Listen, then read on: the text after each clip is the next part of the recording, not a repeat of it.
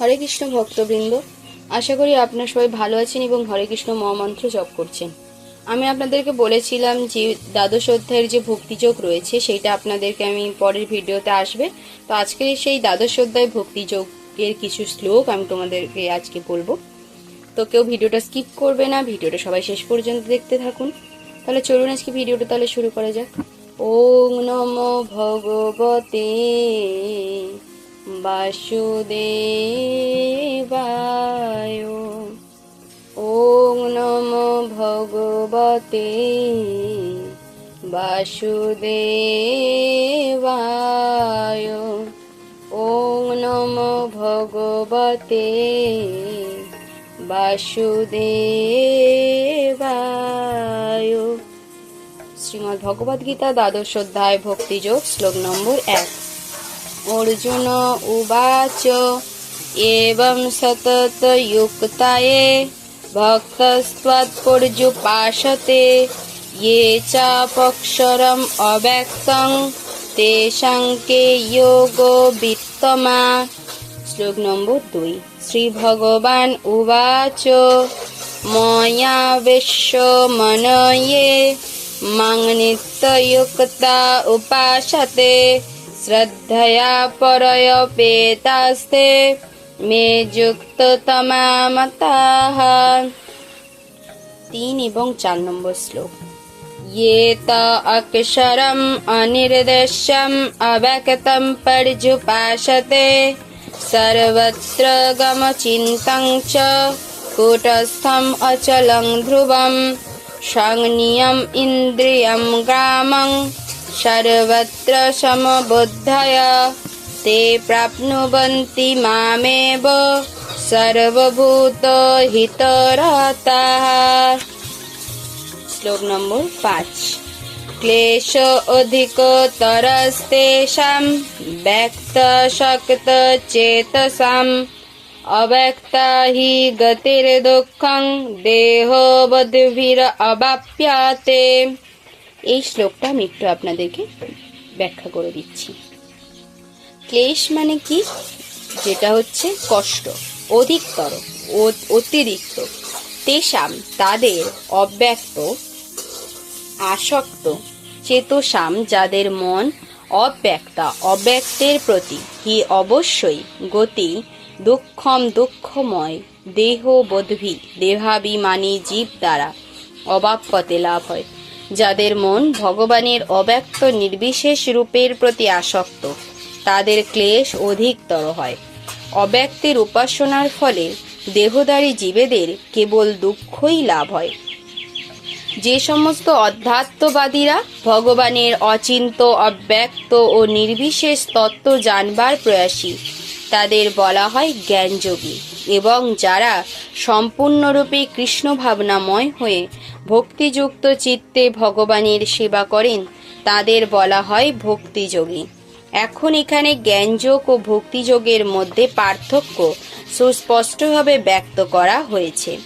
জ্ঞানযোগের পন্থা পরিণামে একই লক্ষ্যে গিয়ে উপনীত হলেও তা অত্যন্ত ক্লেশ সাপেক্ষ, কিন্তু ভক্তিযোগের পন্থা বা সরাসরিভাবে ভগবানের সেবা করার পন্থা অত্যন্ত সহজ এবং তা দেহধারী জীবের সহজাত। অনাদিকাল ধরে আত্মা দেহের মধ্যে আবদ্ধ হয়ে আছে। সে যে তার দেহ নয় তত্ত্বগতভাবে সেই ধারণা করাও তার পক্ষে অত্যন্ত কঠিন। তাই ভক্তিযোগী শ্রীকৃষ্ণের অর্চা বিগ্রহের অর্চনা করার পন্থা অবলম্বন করেন, কারণ তার ফলে মনের মধ্যে সবিশেষ রূপের বদ্ধমূল ধারণাটির বাহ্যিক প্রয়োগ করা যায়। মন্দিরে ভগবান শ্রীকৃষ্ণের অর্চা বিগ্রহের যে পূজা তা কোনো মতেই মূর্তি পূজা নয়। বৈদিক শাস্ত্রে সগুণ এবং নির্গুণ উভয় উপাসনারই উল্লেখ পাওয়া যায়। মন্দিরে ভগবানের শ্রী বিগ্রহের যে উপাসনা তা সগুণ উপাসনা, কেননা জড় গুণাবলীর দ্বারা সেখানে ভগবান প্রকাশিত হয়েছেন। ভগবানের রূপ যদিও পাথর, কাঠ অথবা তৈলচিত্র আদি জড়গুণের দ্বারা প্রকাশিত হয়, কিন্তু প্রকৃতপক্ষে তা জড় নয়। সেটাই পরমেশ্বর ভগবানের অপ্রাকৃত তত্ত্ব।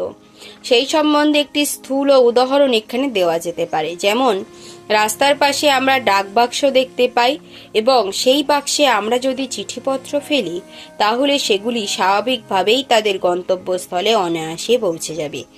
কিন্তু যে কোনো একটি পুরানো বাক্সে অথবা ডাক বাক্সের অনুকরণে তৈরি ডাকঘরের অনুমোদিত কোনো বাক্সে চিঠি ফেললে কোনো কাজ হবে না। তেমনি মন্দিরে প্রতিষ্ঠিত ভগবানের শ্রীমূর্তি, ভগবানের অনুমোদিত প্রকাশ, যাকে বলা হয় অর্চা বিগ্রহ, এই অর্চা বিগ্রহ ভগবানের অবতার। ভগবান সেই রূপের মাধ্যমে সেবা গ্রহণ করেন। ভগবান সর্বশক্তিমান, তাই তিনি তার অর্চা বিগ্রহ রূপ অবতারের মাধ্যমে তার ভক্তের সেবা গ্রহণ করতে পারেন। জড়জগতের বন্ধনে আবদ্ধ মানুষদের সুবিধার্থে তিনি এই বন্দোবস্ত করেছেন। সুতরাং ভক্তের পক্ষে সরাসরিভাবে এবং অচিরেই ভগবানের সান্নিধ্য লাভ করতে কোনো অসুবিধা হয় না। কিন্তু যারা অধ্যাত্ম উপলব্ধির জন্য নির্বিশেষবাদের পন্থা অবলম্বন করেন তাদের সেই পথ অত্যন্ত কষ্ট সাপেক্ষ। তাদের উপনিষদ আদি গ্রন্থাবলীর মাধ্যমে পরমেশ্বরের অব্যক্ত রূপ উপলব্ধি করতে হয়। তাদের সেই ভাষা শিক্ষা করতে হয়, অতীন্দ্রিয় অনুভূতিগুলি উপলব্ধি করতে হয় এবং এই সব পন্থাগুলি হৃদয়ঙ্গম করতে হয়। সাধারণ মানুষের পক্ষে এই সমস্ত পন্থা অবলম্বন করা খুব সহজ নয়। কিন্তু কৃষ্ণ ভাবনায় ভাবিত যে মানুষ সদ্গুরুর তত্ত্বাবধানে ভক্তিযোগে ভগবানের সেবা করছেন, তিনি কেবলমাত্র ভক্তিভরে ভগবানের শ্রী বিগ্রহকে প্রণাম করে, ভগবানের লীলা শ্রবণ করে এবং ভগবানকে নিবেদিত প্রসাদ গ্রহণ করে অনায়াসে পরমেশ্বর ভগবানকে উপলব্ধি করতে পারেন।